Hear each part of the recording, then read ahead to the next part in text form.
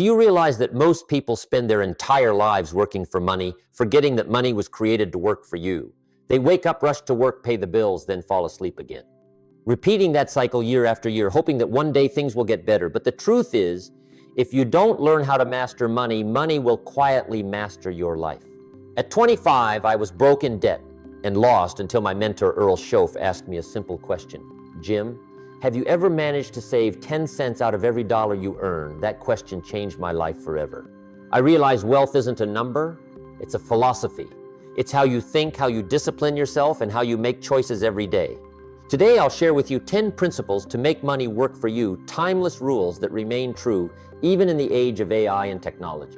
Because discipline never goes out of style. Stay until the end of the video, because principle number 9 might change the way you think about money forever. Let's begin. Principle number 1, live on 70% of your income.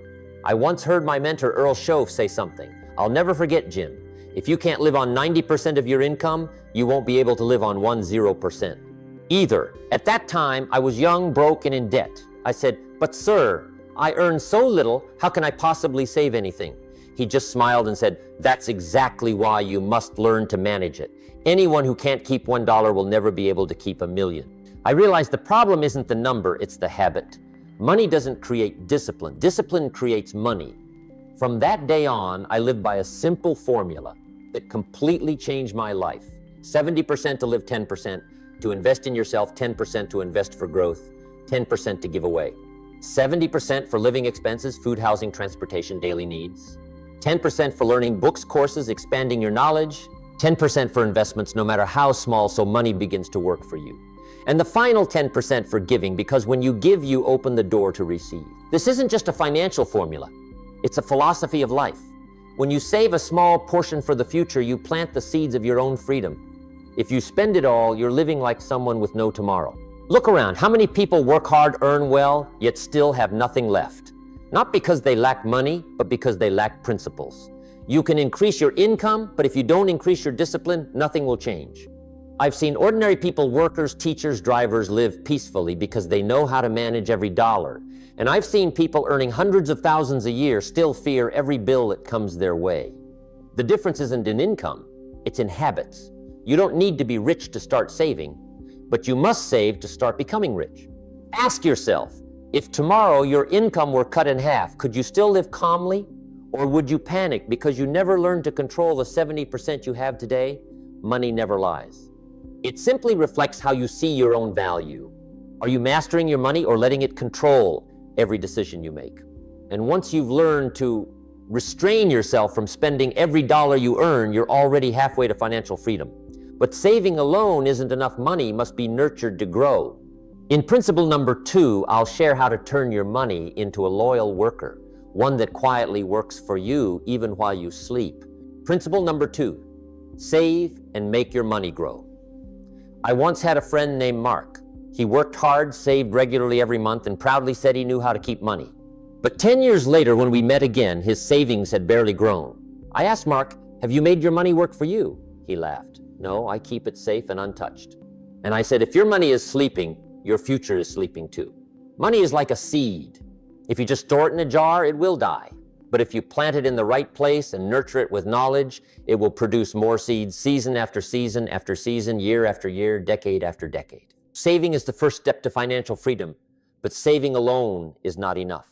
Money only becomes truly valuable when it grows, when it works for you, even while you sleep. I often tell my students, you don't need to earn more money to be free. You just need to make the money you already have work smarter. Remember, saving isn't about hoarding. Saving is about organizing your cash flow so every dollar you keep has a purpose. A part for protection emergency fund, a part for growth investments interest, a part for expansion learning new skills. You don't need to start with thousands of dollars. A small amount, consistent and intentional, is more powerful than a grand plan that never begins. Because the secret to wealth doesn't lie in the amount, it lies in disciplined repetition. When you save systematically, you teach yourself 2 priceless lessons. 1, how to delay short-term gratification for long-term reward. 2, how to build self-trust knowing you can shape your future through today's choices. Take a moment to reflect. When you receive money, how do you react? Do you make decisions or just respond emotionally? The money you hold, is it working for you or sleeping in your wallet, waiting to be spent on something meaningless? And when you finally understand that, money only truly lives when you make it move the next step, is to learn how to direct that flow intelligently. To do that, you must understand the language of money, how it moves, multiplies, and eventually comes back to serve you. In principle number 3, I'll share one of the most valuable lessons of my life. Learn about money, because ignorance is the most expensive loss of all. Principle number 3, learn about money, because ignorance is the most expensive loss. I once told my students, one of the worst things in life isn't being poor. It's not knowing why you're poor. When I was young, no one taught me about money. No one explained what compound interest was the difference between good debt and bad debt, or why credit cards aren't money but cleverly packaged traps of debt. All I knew was to work, get paid, and spend it all. Until I met Earl Schoaf, who looked at me and said, "Jim, if you want to be free, you must first learn the language of money."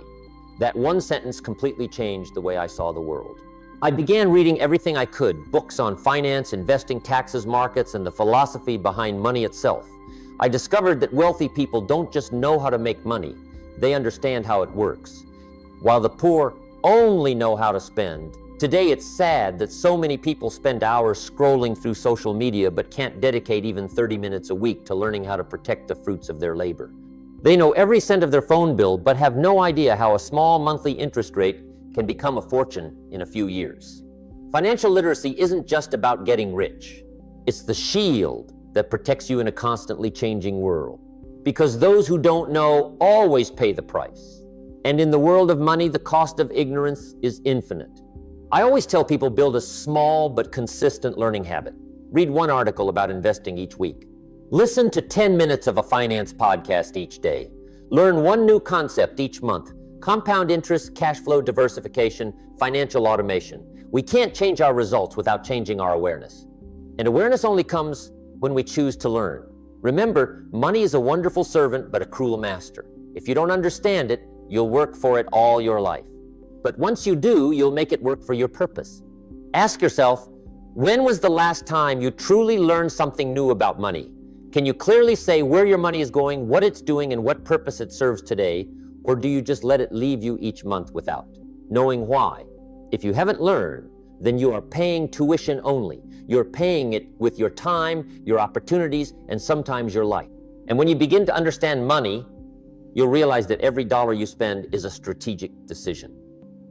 Knowing is different from doing. Understanding how money works is one thing, but knowing how to direct it before it leaves your wallet, that's the next level of financial intelligence.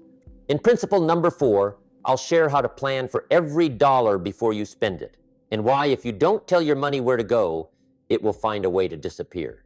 Principle number 4, plan for your money before you spend it. I still remember the day I learned this lesson. I was sitting with my mentor, Earl Schoaf, in front of a blank sheet of paper, a pen, and a nearly empty wallet. He said, "Jim, before you spend a dollar, decide what purpose that dollar will serve. If you don't, it will choose a path that makes you regret it." That was the first time I learned to plan for my money. It wasn't a complex spreadsheet, just one page, with 3 columns, income, expenses, purpose. I wrote down every small item, food, tuition money for my mother, investments, even emergency savings. He looked at me and said, "Good." Now you're not just living, you're designing your life. When you plan your money, you're doing something 90% of adults never. Do you become the architect of your own future? Most people let money flow in and out like water through their hands, then wonder why nothing is left at the end of the month. It's not because they're lazy, but because they never gave their money a clear purpose. And as you know, money without a plan always finds a way to leave you. A single sheet of paper, a pen, and 5 quiet minutes before each new month, that's the most important meeting of your life, and no one else can attend it for you. When you write down, this amount is for spending, this for investing, this for savings, you're sending a clear message, I'm in control. You don't need fancy apps, just clear intention. Because even a poor plan is better than no plan at all. If your income is unstable, that's exactly why you need a plan. A plan is a compass, not a cage. Ask yourself, where does your money go each month? Before you even realize it. Are you commanding it or chasing it? Can you confidently say, every dollar I spend has a purpose? Or do you simply say, I don't know, but it's all gone? Because if you don't tell your money where to go, your emotions, habits, and advertisements will decide for you. And when you start controlling where every dollar goes and why you'll realize that saving alone isn't enough. You must turn what you have into something that creates value. Money that's kept is safe, but money that's turned into assets, that's freedom. In principle number 5, I'll share how to turn your skills, knowledge, and time into assets, things that can generate income even while you sleep. Principle number 5, build assets, not just savings. I've met many people who proudly say they have a large savings account. They tell me I've kept my money safe. And I smile and reply, saving money is good, but leaving it idle is like burying a seed and never watering it. You see, saving money keeps you safe, but building assets makes you free. Saving money lets you sleep well for a night, but building assets lets you sleep peacefully for a lifetime. When I was poor, I thought the rich were those with lots of money in the bank. But my mentor, Earl Schoaf, corrected me. The rich aren't measured by how much money they have, but by how many assets they've built, things that keep creating value even when they're no longer working. That's when I looked at my own life. I had nothing but a few small skills, speaking, writing, teaching. And I decided to turn those skills into assets. I wrote shared lessons and started teaching others. Then one day I realized my knowledge had begun to earn money even while I was asleep. Assets don't have to be houses or stocks. An asset is anything that can work for you. A skill, a relationship, a small product you created, an idea you turned into real value. You don't need a large amount of capital to start. I've seen people turn free time into side hustles, a hobby into a source of income, and a habit of sharing into a personal brand. The question isn't how much you have, it's whether you're willing to start with what you already have. In today's world, assets are no longer just physical things. A helpful video, a book, an online course, even a YouTube channel. Sharing knowledge, all of these can become long-term assets as long as they bring value to others. Ask yourself, each day, are you spending time building assets or just trading time for money? If one day you stop working, what will still continue creating value for you? If the answer is nothing, then perhaps today is the day to start building. Remember, the poor spend money to survive. The middle class save money for security. The rich turn money into assets for freedom. And when you start building assets, you'll soon realize something even more important than money awareness and control. Because when you have assets, you have confidence. But if you don't know where you stand, all your efforts are just wandering in the dark. That's why in principle number 6, I'll share with you the art of tracking your personal finances, a small habit that can completely transform the way you see life.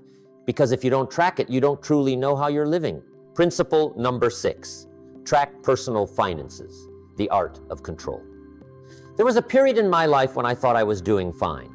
I could still pay the bills, eat well, and sometimes even had a little left over. But then one day my mentor asked Jim, "How much did you spend on food last month?" I answered, "I'm not sure, but probably not much." He just smiled and said, "Not sure means you don't know. And if you don't know, it means you're not in control." That sentence cut straight through my complacency. I realized I wasn't fine, I was just blind. So I started recording every expense down to the smallest coin. At first I found it boring, but after just a few weeks I discovered a frightening truth. I was spending money on things that brought no real value. When you start writing down what you spend, you're not just tracking numbers, you're looking in the mirror. Money doesn't lie, it shows you what you truly value. If you say personal growth is important, but your spending on books and learning is zero, then the truth is you're just fooling yourself. Tracking your finances isn't an accountant's job. It's the art of awareness. When you write down what comes in and what goes out, you begin to see patterns, the invisible leaks that drain your energy every day. When I did this long enough, I realized what changed wasn't the money, it was me. I became more mindful, calmer, more confident, because I knew exactly where I stood. And when you know where you are, then you can decide where to go. Take a look at your life. How long has it been since you reviewed your wallet, your accounts, or which expenses are truly necessary? Every time you swipe your card, do you know whether it's bringing you closer to or farther from your goals? And if someone asked you, how much did you spend this month on things that help you grow, could you answer? Because if you don't measure, you can't manage. And if you don't control your money, sooner or later, money will control you. And when you become conscious of every dollar you spend, you'll see the difference between someone who manages money and someone who is led by it. One lives proactively, the other reactively. And a miracle happens when you shift from reactive to proactive. You no longer fear money. You can have a conversation with it. Therefore, in principle number 7, I want to take you to a farther horizon, a principle that not only helps you manage today, but also helps you build a financial and spiritual legacy for the next generation. Don't just think about making money. Think about how the value you create can keep living when you're no longer here. Principle number 7, think about legacy. Let money serve something bigger than yourself. I once knew an old farmer named Harold. He worked his whole life on his small piece of land, not rich, not famous, no one talked about him. But after he passed away, people discovered a wooden chest in his old house. Inside were more than 40 notebooks, meticulously recording every season expense income and the lessons he drew from each year. When his children read those pages, they burst into tears because they realized their father hadn't just left them land, he had left them a system of thinking. He didn't just pass down wealth, but a philosophy of life, orderly, disciplined, responsible, and that is legacy. I have always believed that true wealth doesn't lie in a bank account, but in the financial culture you pass on to the next generation. Money can be lost, houses can be sold, but disciplined thinking, respect for hard-earned effort, and the ability to manage oneself, if you can sow those into your children, then you've left a legacy that cannot be taken away. Think about it. We're often busy with earning more and having more, but rarely do we pause to ask, is what I'm building truly worth passing on? Because money can't speak. But the way you live will tell your descendants everything about you. If you live responsibly, they'll learn responsibility. If you invest in knowledge, they'll see learning as an asset. If you live with discipline, they'll regard discipline as a point of pride. One day, when you're no longer here, what remains won't be expensive possessions, but the way others live better because they once knew you. Pause and reflect. If today were your last day of work, what would you be leaving others besides money? An account or an example, a house or a system of values? Remember, money can buy comfort, but only values can bring meaning. And when you live with a legacy mindset, you'll no longer see money as the goal, but as a tool for your mission. You begin to use money more wisely because you understand it doesn't just affect the present, it also shapes the future of the people you love. And in today's era, when technology and artificial intelligence are changing everything, those who apply technology wisely will multiply the value of every dollar they create. In principle number 8, I'll share how to turn technology into a loyal financial assistant instead of letting it become a trap that makes you spend faster than ever. Technology isn't good or bad, it simply amplifies exactly what you're becoming. Principle number 8, use technology wisely. One evening, I asked a young student, "How much time do you spend on your phone each day?" He replied, "About 6 hours, sir." I smiled and said, "If you spent those 6 hours letting technology work for you, you'd gain 10 years of freedom. But if you let it work against you, you'll stay busy forever without moving forward." Technology is a double-edged sword. On one side, it's opportunity. On the other, it's a trap. It can help you save, invest, learn, and grow. But it can also distract you, make you spend unconsciously, and steal your most precious resource, time. I've seen many smart people get trapped by it: shopping apps, entertainment platforms, personalized ads. Every little notification takes away a piece of your discipline. And by the end of the month, you don't know why your money's gone because you didn't spend a lot. You just spent a lot of times. But if you know how to use technology wisely, it becomes your most loyal financial assistant. You can use AI to plan your budget use apps to automatically move 10% of your income into savings, or use online learning tools to expand your skills and your value. You don't need to work harder, just smarter. In this era, success doesn't belong to the hardest worker, but to the one who uses tools most effectively. They don't let technology exhaust them. They turn it into a lever to live more intentionally and purposefully. Technology doesn't change who you are. It amplifies who you already are. If you're disciplined, it doubles your power. If you're careless, it makes you lose control faster than ever. Reflect for a moment. Is your phone a tool or your master? Are you using it to create value or to escape reality? Every time you pick it up, are you building your future or killing your present bit by bit? Technology isn't bad. It simply reflects who you choose to become. And when you start mastering technology, you'll discover a deeper truth: no one succeeds alone. Because no matter how powerful your tools are, it's still the people around you, those who share, collaborate, and grow with you, who form the most valuable, invisible capital you'll ever have.